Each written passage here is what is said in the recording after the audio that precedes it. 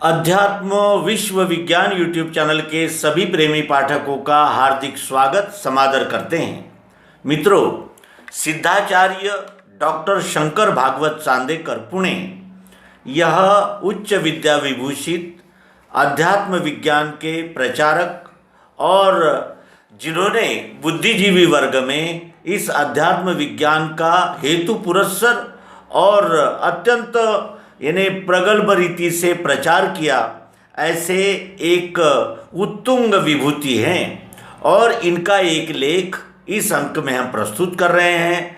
और यह अत्यंत अभ्यासपूर्ण लेख श्री शंकर डॉक्टर शंकर भागवत चांदेकर सिद्धाचार्य इनका है और इस लेख का शीर्षक है वेदकालीन पुरुषार्थ का स्वरूप। पुरुष यह शब्द ही वैदिक तत्वदर्शियों की अद्भुत देन है। सर्वश्रेष्ठ तत्वदर्शी नारायण ऋषि की समग्र विश्व दृष्टि अर्थात होलिस्टिक विजन पुरुष शब्द से ध्वनित होती है। पुरुष यह शब्द वेदों में विश्वरूप परमात्मा और जीवात्मा वाचक समान रूप से है।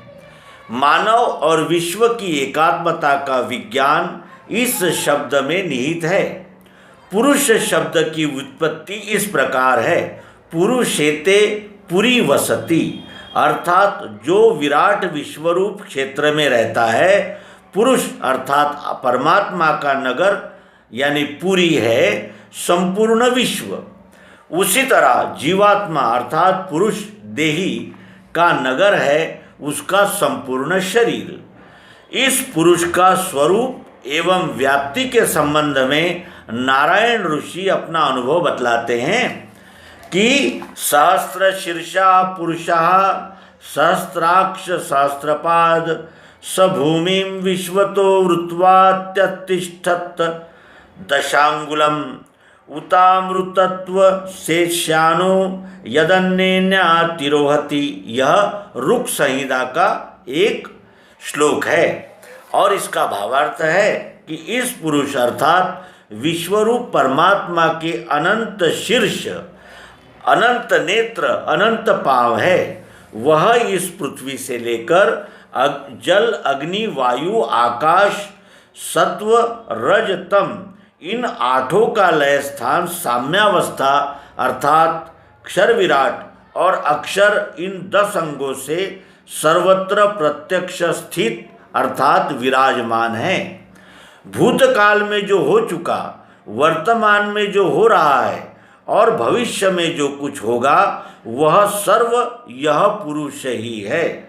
और इन तीनों कालों के अतीत अमृत तत्व का स्वामी, अमृतस्य ईशान्यः सर्वव्यापी अक्षर भी वही है।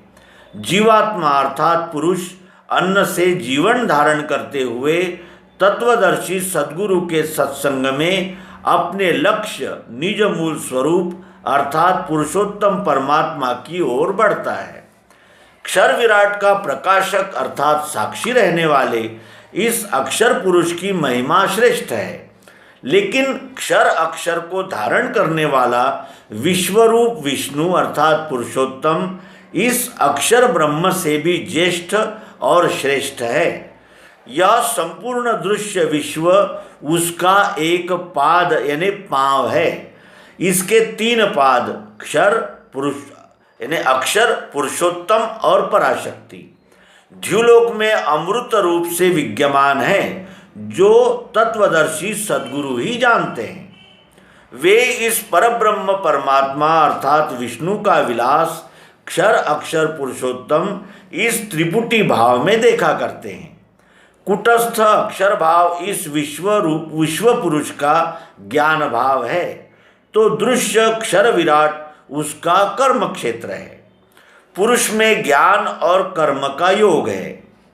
निज मूल स्वरूप पुरुषोत्तम परमात्मा का प्रत्यक्ष यथार्थ दर्शन कर उसको सर्व रूप में तत्वतः जानकर अनन्यता से उसकी सेवा में समर्पित हो जाना ही मनुष्य जीवन का अंतिम लक्ष्य है।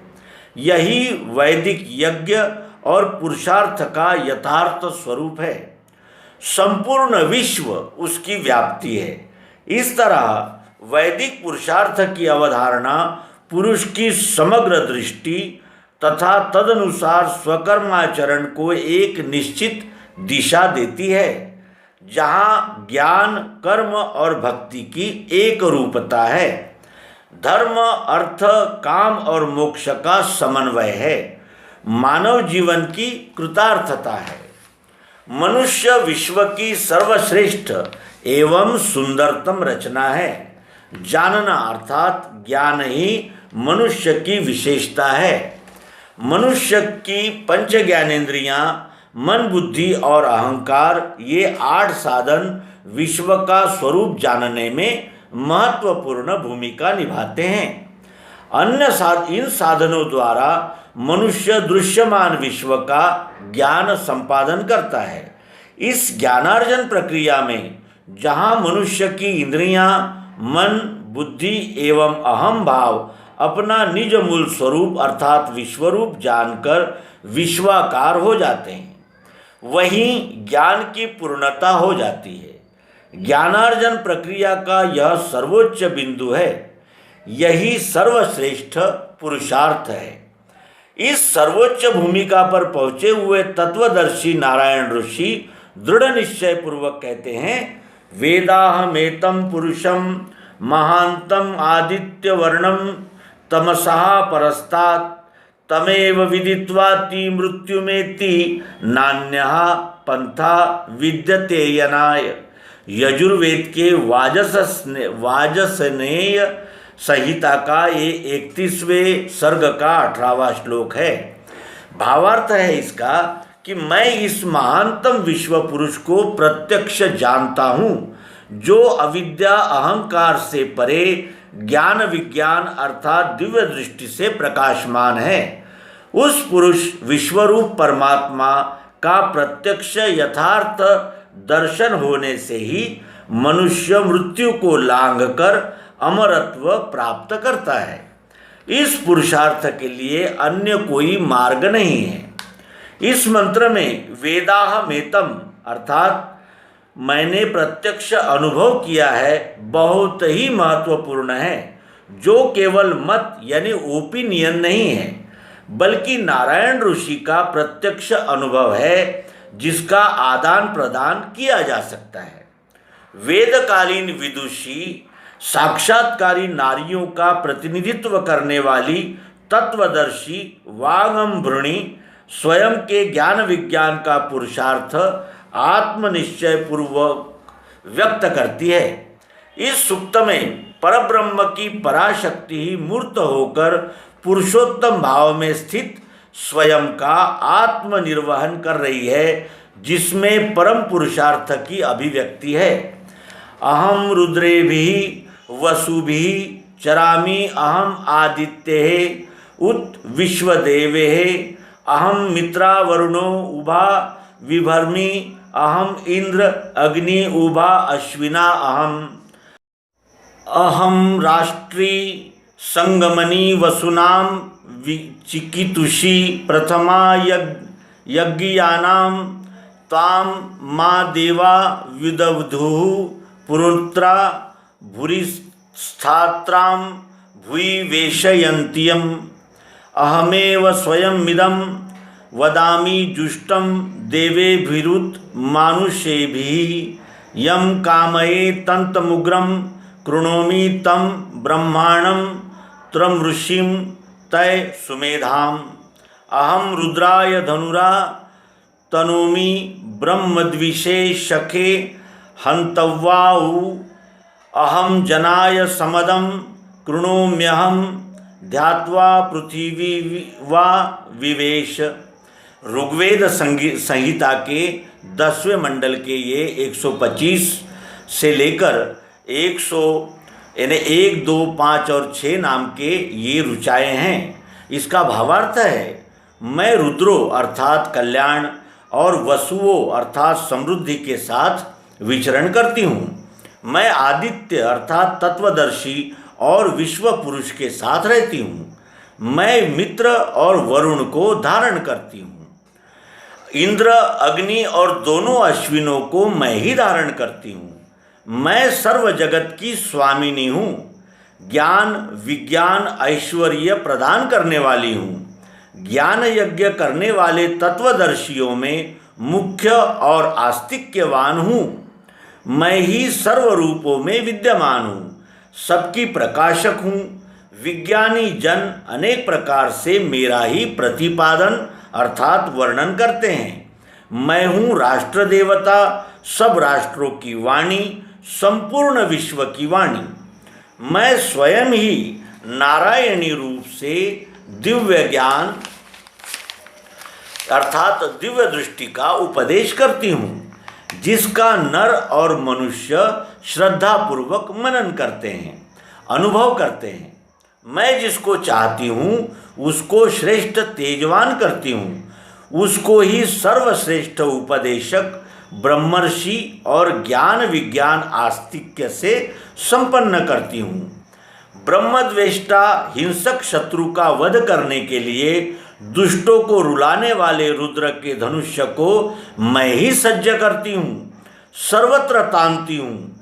मैं मनुष्यों के कल्याण के लिए युद्ध करती हूँ। मैं संपूर्ण विश्व को व्याप्त करती हूँ। रुक संहिता के उपरोक्त सूक्तों में नर नारी की विश्वरूप परमात्मा से अनन्यता की प्रत्यक्षानुभूति ही परम पुरुषार्थ है, ऐसा निश्चित रूप से स्पष्ट किया है। अब वैदिक पुरुषार्थ के समष्टि रूप अर्थात लोक संग्रह रूप आयाम देखिए। एक, गायत्री मंत्र। तत्सवितुर्वरेण्यम भर्गो देवस्य धीमहि धियो यो नः प्रचोदयात्। इस मंत्र में भगवान से प्रार्थना की गई है कि हमारी बुद्धि को प्रेरणा अर्थात चालना शक्ति दे, विवेक ज्ञान दृष्टि दे। मनुष्य को मार्गदर्शक के रूप में आखिरी चीज बुद्धि ही है। मनुष्य के पास निर्णय करने का अंतिम साधन बुद्धि ही है। भगवान जहाँ सारथी बनते हैं वहाँ भी मनुष्य की बुद्धि को प्रेरणा देकर आगे बढ़ाते हैं। श्रुति स्मृति पुराणोक्त विचारों से ब्रह्मग्रसित बुद्धि अनंत शाखाओं में मत पंथ संप्रदायों में कुंठित हो जाती है। जगत में संघर्ष और अशांति बढ़ती है। इसलिए सत्य के प्रत्यक्ष यथार्थ दर्शन के लिए बुद्धि योग ही चाहिए। बुद्धि योग के बिना सच्चा लोक संग्रह असंभव है। बुद्धि योग के अधिष्ठान पर आचरण व्यवहार का स्वरूप रुक संहिता के उपसंहार में पाया जाता है, जो सामुदायिक पुरुषार्थ के लिए मननीय है।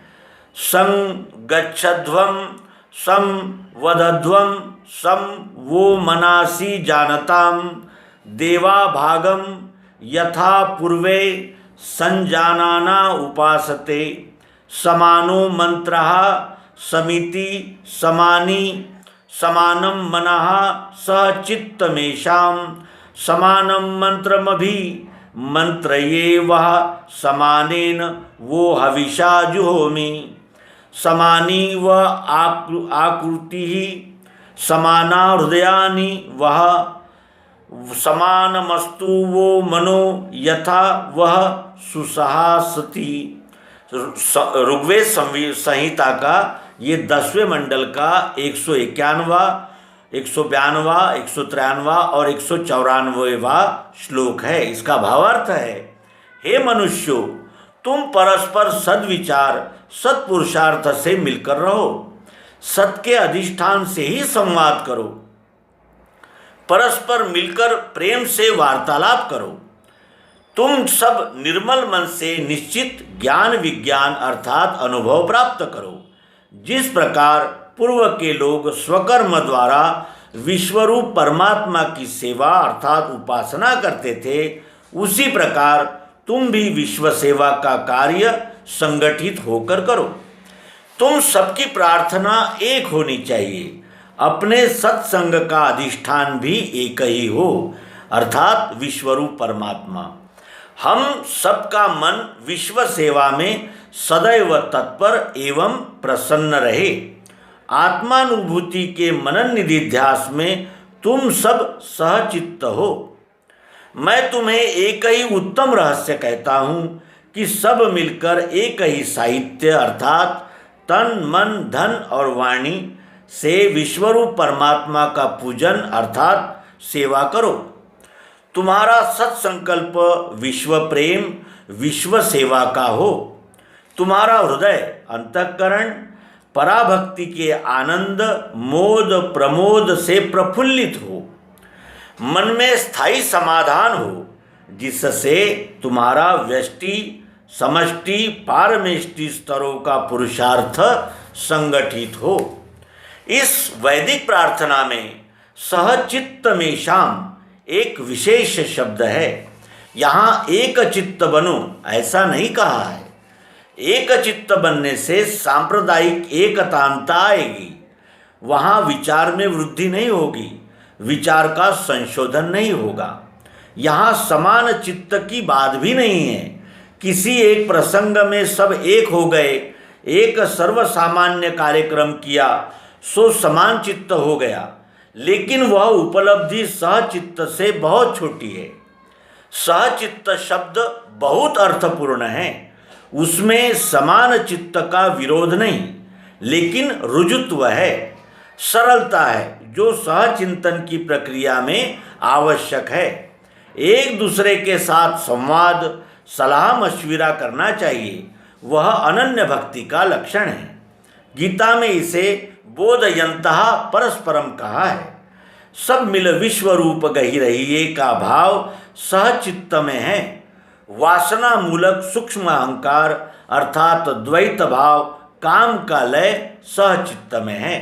हमने जो ऋग्वेद संहिता से और वेदों के विभिन्न ऋचाओं से जो ज्ञान प्राप्त किया, जो लेख हमने श्री सिद्धाचार्य डॉक्टर शंकर भागवत चांदेकर इनके अध्यात्म विज्ञान शाला पत्रिका 2019 गीता मनन सत्र श्रावण पर्व से लिया था, उसी बात को श्री भगवान मायानंद जी चैतन्य इस रचना से अत्यंत स्पष्ट और सरल रूप से प्रस्तुत करते हैं। आइए उस रचना का भी हम रसास्वादन करें।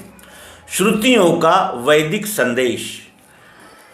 यह अनुभव का सतसार श्रुति न में पाया, सो मनुज मात्र के सुख के हेतु जताया। तुम करो एक सुविचार एक ही बोलो, निश्चय युत मन को करो ज्ञान सह डोलो। जस कार्य किए पुरखों ने सहमत भाया, तस अब भी सब मिल करो मिले सुख छाया। सत विचार में भी एक दृष्टि ठहराई, प्रार्थना करो सब मिलकर एक ही स्थाई। मन से विचार में सबने एक ही लाया, अस करो ज्ञान भी एक सबों में आया। साहित्य एक ही करना प्रभु पूजन का, स्थिर अभिप्राय भी एक करो नरतन का। तुम करो सुअंतःकरण एक बतलाया, मन सब का करना एक न देखे काया। इस प्रकार ही सत विचार सब मिल सेवे, तब संग शक्ति का बल ईश्वर ही देवे। जो निज निज मति से भिन्न भिन्न है गाया, सो सब है माया नंद कहे भ्रम माया। यह अनुभव का सतसार श्रुति न में पाया, सो मनुज मात्र के सुख के हेतु जताया। तो मित्रों, इस अंक में हमने सिद्धाचार्य डॉक्टर शंकर भागवत सांदेकर पुणे इनके एक लेख का अवलोकन किया और उस लेख को अत्यंत सरलतापूर्वक श्री मायानंद जी चैतन्य इन्होंने अपने एक रचना में प्रस्तुत किया है, उसको भी हमने जाना और हम इस बोध को हृदय में धारण करके इस विश्वरूप परमात्मा की सेवा में सदैव उपस्थित रहेंगे। इन शुभकामनाओं को स्वयं सहित सबको देते हुए इस अंक का समापन करेंगे। नर्मदे हर, सद्गुरु भगवान की जय।